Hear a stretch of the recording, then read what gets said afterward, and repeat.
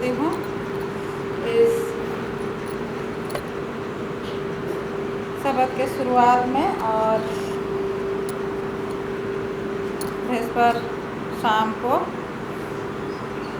और ईश्वर को धन्यवाद हो कि हम अभी तक सुरक्षित हैं, हर एक रोग बीमारी से बचते हुए हम उसकी आराधना के लिए के भवन में हो सकते हैं। और धन्यवाद देती हूँ मिसेस डुंगडुंग को और बच्चों को भी गानों में अगुवाई करने के लिए।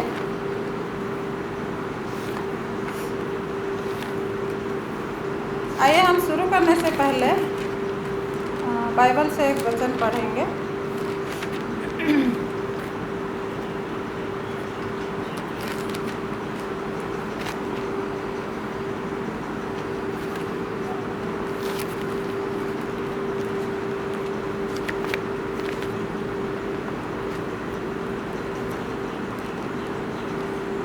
आप लोग खोलिए पहला यूहन्ना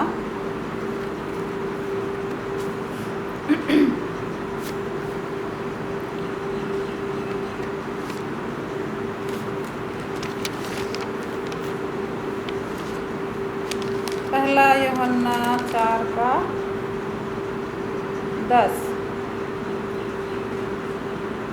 प्रेम इसमें नहीं कि हमने परमेश्वर से प्रेम किया, पर इसमें है कि उसने हमसे प्रेम किया और हमारे पापों के प्रायश्चित के लिए अपने पुत्र को भेजा। मैं फिर से पढ़ूँगी। प्रेम इसमें नहीं कि हमने परमेश्वर से प्रेम किया, पर इसमें है कि उसने हमसे प्रेम किया और हमारे पापों के प्रायश्चित के लिए अपने पुत्र को भेजा। ईश्वर इस वचन पर आशीष देवे। आइए हम इस सभा को शुरू करेंगे और गाएंगे 122 नंबर का गाना। और खुला हो जाएगा तो सभा खड़ी हो जाएगी। 122 नंबर का हिंदी से सुना हमने सुख का बोल। शुरू कर दीजिएगा थोड़ा।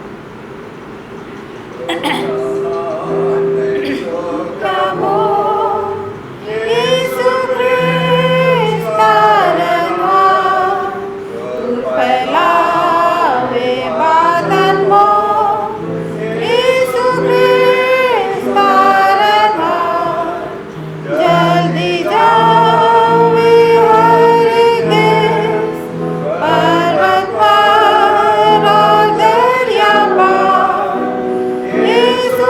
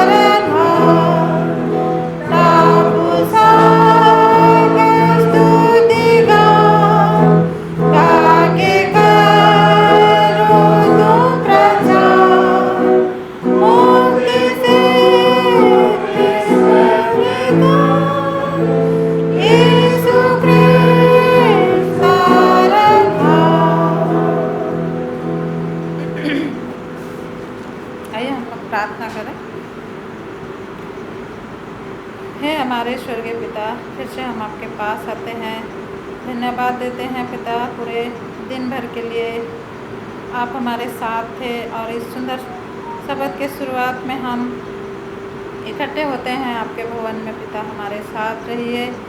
अभी जो कुछ भी वचन हम सुनेंगे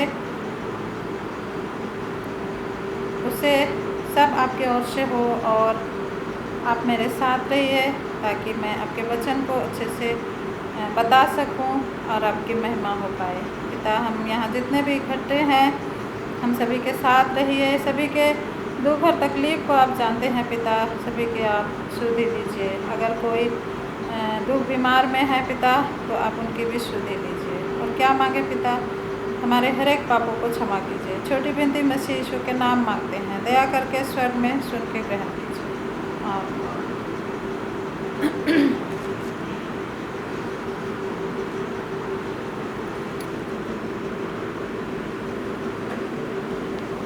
मैं जैसा कि पहले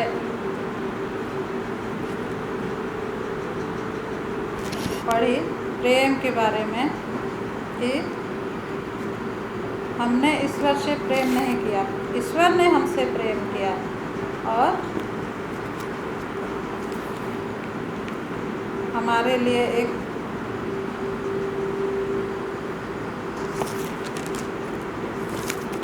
अपने पुत्र को भेज दिया ताकि हम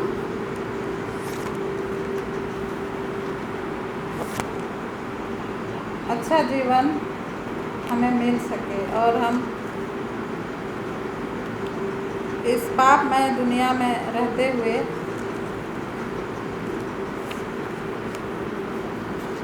हम ईश्वर को कभी ना भूलें कि उसने हमारे लिए क्या क्या किए हैं। तो आइए हम क्योंकि हम प्रेम के बारे में बाइबल में बहुत सा पद हमने पढ़ चुके हैं, जैसा पहला कुरिन्थी और उसके बाद और भी बाइबल में है प्रेम का विषय में। तो आइए हम पहला कुरिन्थी खोलेंगे, पहला कुरिन्थी 13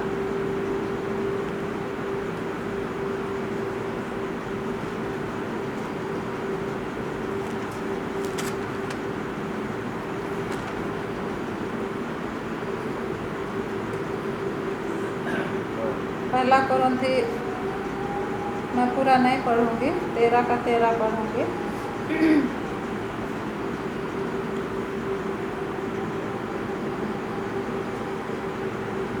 तेरह का 13 में ये लिखा है, पर अब विश्वास, आशा, प्रेम ये तीनों स्थायी हैं, पर इनमें सबसे बड़ा प्रेम है। तो हम यदि ईश्वर से प्रेम करते हैं तो बाइबल कहती है कि एक दूसरे से भी प्रेम करो, और हम अगर ईश्वर से प्रेम करते हैं तो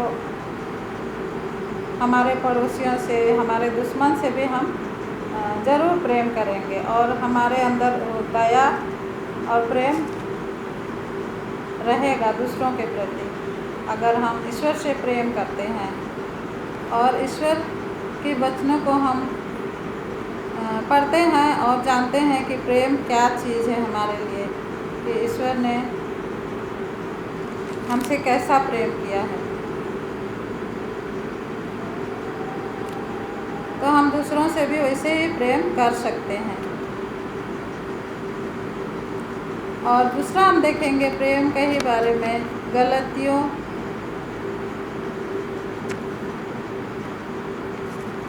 खोल सकते हैं आप लोग, गलती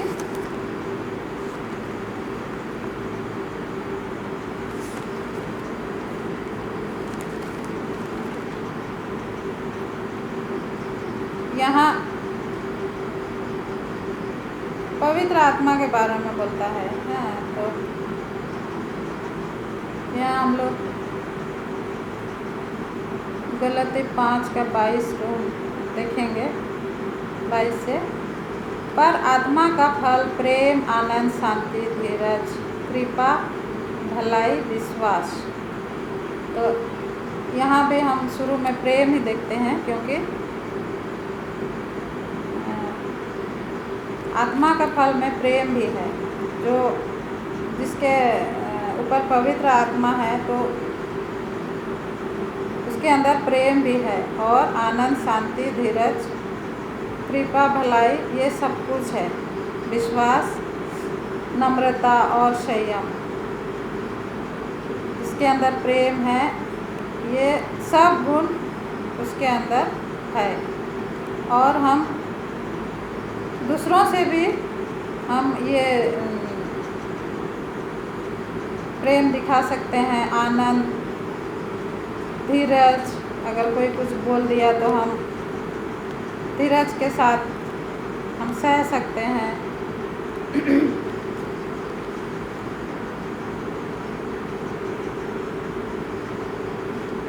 और शत्रु से भी प्रेम करो बोलता है बाइबल। तो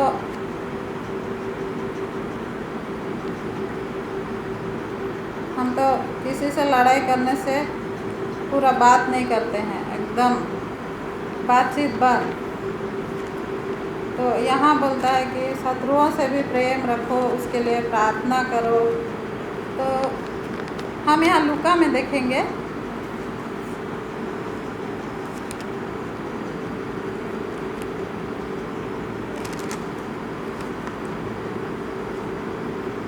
लूका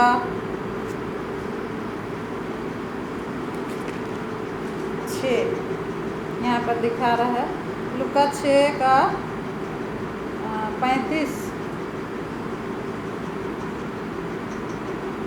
को हम देखेंगे। 35, वरन अपने शत्रुओं से प्रेम रखो और भलाई करो, और फिर पाने की आशा न रखकर उधार दो बोलता है यहाँ। अपने शत्रुओं से प्रेम रखो, उसके लिए भलाई भी करो और उसको उधार भी दो, लेकिन वापस पाने का आशा मत करो बोलता है बाइबल।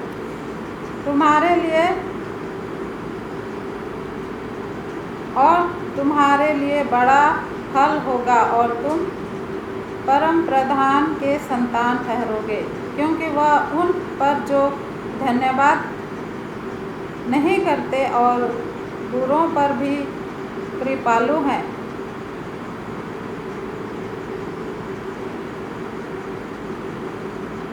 तो थोड़ा आगे से पढ़ेंगे। और तुम्हारे लिए उधार दो और तुम्हारे लिए एक बड़ा फल होगा और तुम परम प्रधान का संतान ठहरोगे बोलता है यहाँ प्रेम। तो हम अपने शत्रुओं से भी ऐसा प्रेम रख सकते हैं, क्योंकि बाइबल हमें बताती है कि एक दूसरे से प्रेम करो, अपने शत्रुओं से प्रेम करो, उसके लिए प्रार्थना करो। जो तुमको बुरा भला कहते हैं उनके लिए भी तुम प्रार्थना करो बोलता है। तो यहाँ हम मत्ती में भी वही पाएंगे।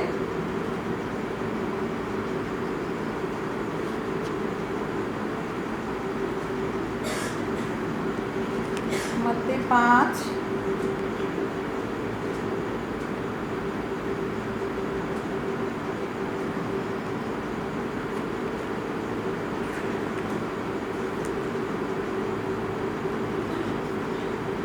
मत्ती 5 का 43 यहाँ पर भी वही बता रहा है। तुम सुन चुके हो कि कहा गया था, अपने पड़ोसी से प्रेम रखना और अपने बैरी से बैर। परंतु मैं तुमसे कहता हूँ कि अपने बैरियों से प्रेम रखो और अपने सताने वालों के लिए प्रार्थना करो बोलता है। देखिए यहाँ पर जो हमको सताते हैं, हमें अच्छा नहीं बोलते हैं, उनके लिए भी तो प्रार्थना करना चाहिए, जिससे तुम अपने स्वर्ग पिता की संतान ठहरोगे बोलता है, क्योंकि वह भले और बुरे दोनों पर अपना सूर्य उदय करता है और धर्मी और अधर्मी दोनों पर मेघ बरसाता है। तो यहाँ पर भी ये प्रेम का बारे में बोल रहा है कि हम लोग अपने शत्रुओं के लिए प्रार्थना करें और उनसे प्रेम रखें।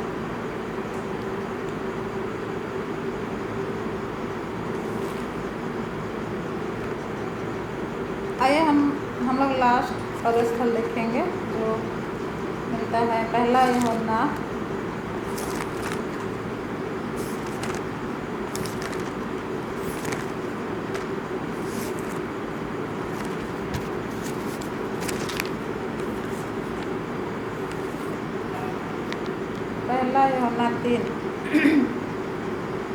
3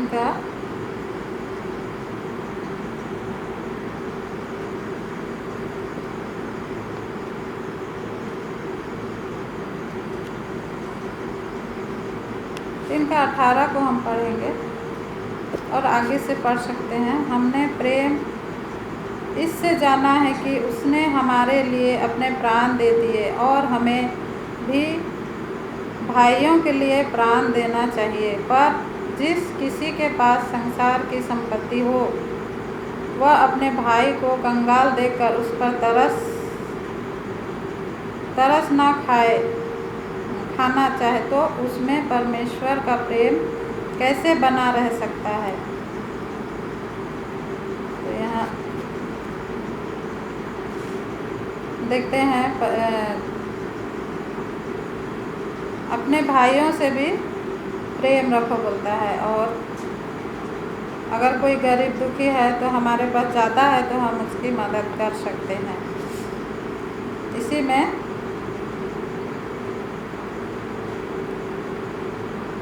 हम अपने भाई के प्रति प्रेम दिखा सकते हैं।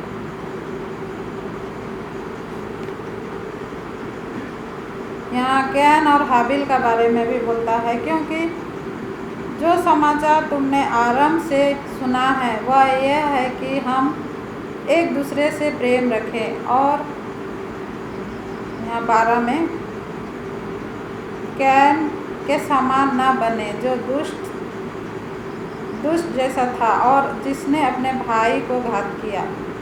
और उसे किस कारण घात किया कि इस कारण कि उसके काम बुरे थे और उसके भाई के काम धर्म के थे, इसलिए वो